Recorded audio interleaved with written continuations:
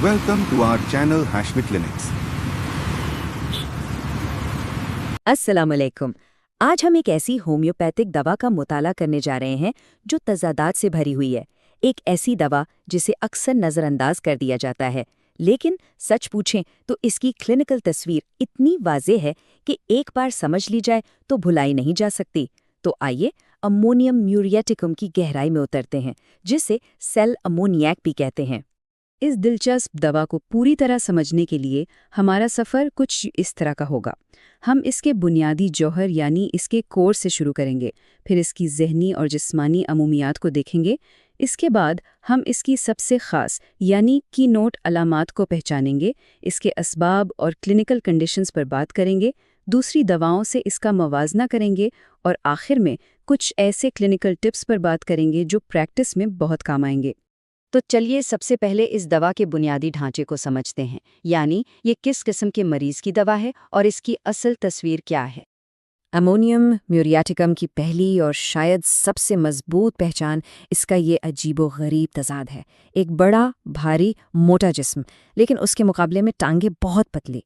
ये एक ऐसी बसरी अलामत है, एक ऐसा विजुअल की नोट जो क्लिनिक में दाखिल होते ही दवा की तरफ इशारा कर सकता है। और इस जिस्मानी साख्त के पीछे एक गहरी सुस्ती और कमज़ोरी छुपी होती है। ये मरीज़ अक्सर मोटे और फूले हुए तो होते हैं, लेकिन अंदर से इनमें बिल्कुल जान नहीं होती। ये एक ऐसी गहरी थकन है जो टाइफाइड जैसी बीमारी के बाद होने वाली कमज़ोरी से मिलती जुलती है। और ये कैफियत ख़ास तौर पर उन मरीज़ों में नज़र आती है जिन्हें सांस या जिगर के पुराने मसाइल हों। और फिर इस दवा की एक बहुत ही अजीब और मखसूस हिस्स सामने आती है। मरीज़ को ऐसा महसूस होता है जैसे उसकी खून की नालियों में कुछ उबल रहा हो। दौरान खून में एक बेतरतीबी और हलचल का एहसास। ये बॉइलिंग सेंसेशन इस दवा की एक ऐसी पहचान है जिसे झुटलाया नहीं जा सकता। अब हम दवा की तस्वीर की अगली तह की तरफ बढ़ते हैं। चलिए देखते हैं कि मरीज़ की अंदरूनी जज्बाती हालत और उसके उमूमी जिस्मानी रद्द-ए-अमल कैसे होते हैं। ज़हनी सतह पर अमोनियम म्यूरिएटिकम का मरीज़ एक गहरे अंदरूनी गम में डूबा होता है। वो उदास और हर वक्त परेशान रहता है, लेकिन इसकी सबसे तकलीफदेह बात यह है कि उसे रोने की शदीद ख्वाहिश होती है, मगर आंसू हैं कि आते ही नहीं। ये दबा हुआ गम अक्सर उनकी जिस्मानी बीमारियों की जड़ बन जाता है। जिस्मानी तौर पर चंद अहम चीज़ें फ़ौरन नज़र आती हैं। एक तरफ जिस्म में रतूबतें यानी सिक्रीशंस बढ़ जाती हैं, और वो भी लेज़दार, जैसे अंडे की सफ़ेदी। दूसरी तरफ मरीज़ सर्द मजाज होता है, उसे ठंड बहुत लगती है, और हाँ, उसे नींबू पानी की शदीद ख्वाहिश होती है। पैरों में बदबूदार पसीना भी एक अहम अलामत है। और एक बात याद रखने वाली है कि उनकी बहुत सी तकालीफ के साथ खांसी ज़रूर जुड़ी होती है। अब हम उन ख़ास अलामात पर बात करेंगे जो इस दवा की नाकाबिले तरदीद तस्दीकी निशानियां हैं, इसका पैथोलॉजिकल सिग्नेचर है।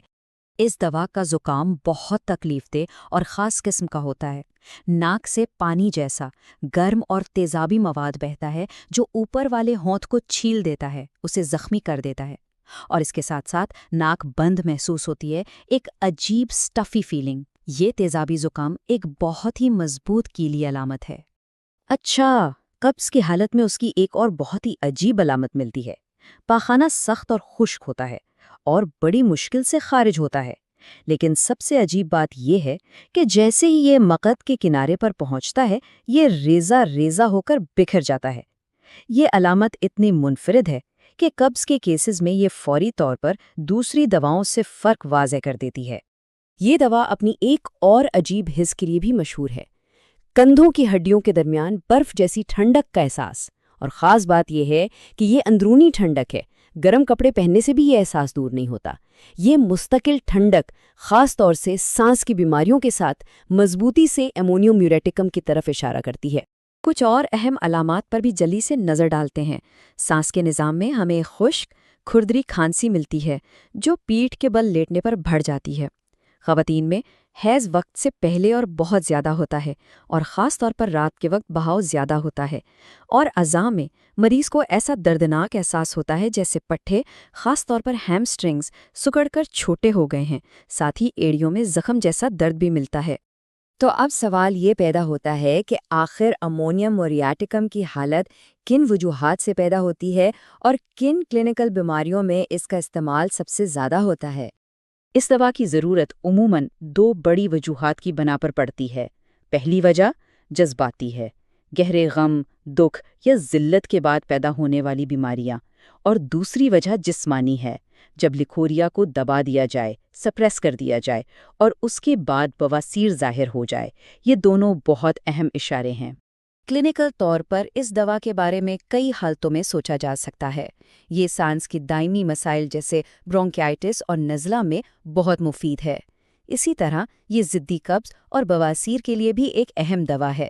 اس کے علاوہ یہ شیاٹیکا، جگر کے مسائل، غم کے بعد کے اثرات اور یہاں تک کہ ابتدائی موتیا بند میں بھی کام آ سکتی ہے۔ اب ہم ان اہم عوامل پر بات کریں گے جو اس دوا کو دوسری دواؤں سے الگ کرتے ہیں، یعنی اس کی علامات میں کمی بیشی کیسے ہوتی ہے اور اس سے ملتی جلتی دواؤں کے ساتھ اس کا کیا فرق ہے۔ اس کی موڈیلٹیز بہت دلچسپ ہیں، خاص طور پر وقت کے لحاظ سے۔ آپ دیکھیں کہ علامات دن بھر جسم میں سفر کرتی ہیں، سر اور سینے کی تکالیف صبح میں، پیٹ کی دوپہر میں اور اعضاء اور بخار کی علامات شام کو بڑھتی ہیں۔ آرام کھلی ہوا میں اور گرم غسل سے ملتا ہے۔ اور ایک خاص بات، شیاٹیکا کے مریض کو بیٹھنے سے تکلیف بڑھتی ہے لیکن لیٹنے سے سکون ملتا ہے۔ پٹھوں کے کھنچاؤ کے احساس میں اس کا موازنہ اکثر کوسٹیکم سے کیا جاتا ہے، لیکن یہاں ایک بہت ہی باریک اور اہم فرق ہے۔ امونیم مریاٹکم میں مریض کو صرف احساس ہوتا ہے کہ پٹھے چھوٹے ہو گئے ہیں، جبکہ کوسٹیکم میں پٹھے حقیقت میں سکڑ کر جسمانی خرابی پیدا کر رہے ہوتے ہیں۔ یہ ایک کلیدی فرق ہے جسے یاد رکھنا ضروری ہے۔ اب بات کرتے ہیں ریزہ ریزہ ہونے والے پاخانے کی۔ یہ علامت میگنیزیا موریاٹکا میں بھی ملتی ہے، تو فرق کیسے کریں گے؟ دیکھیں، دونوں میں پاخانہ مقعد کے قریب آ کر بکھر جاتا ہے۔ اصل فرق مریض کی ساخت میں ہے۔ امونیا مر کا مریض موٹا لیکن پتلی ٹانگوں والا ہے، جبکہ میگنیزیا مر کا مریض عموماً اعصابی، کمزور اور جگر کے مسائل کا شکار ہوتا ہے۔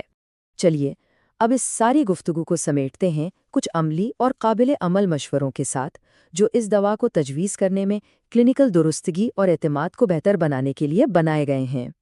امونیم میوریاٹکم کو پہچاننے کے لیے یہ 4 قدمی رہنما اصول استعمال کیے جا سکتے ہیں۔ سب سے پہلے موٹا جسم، پتلی ٹانگوں والی ساخت کو تلاش کریں۔ دوسرا، کندھوں کے درمیان برفانی ٹھنڈک اور خون میں ابال کے عجیب احساس کے بارے میں پوچھیں۔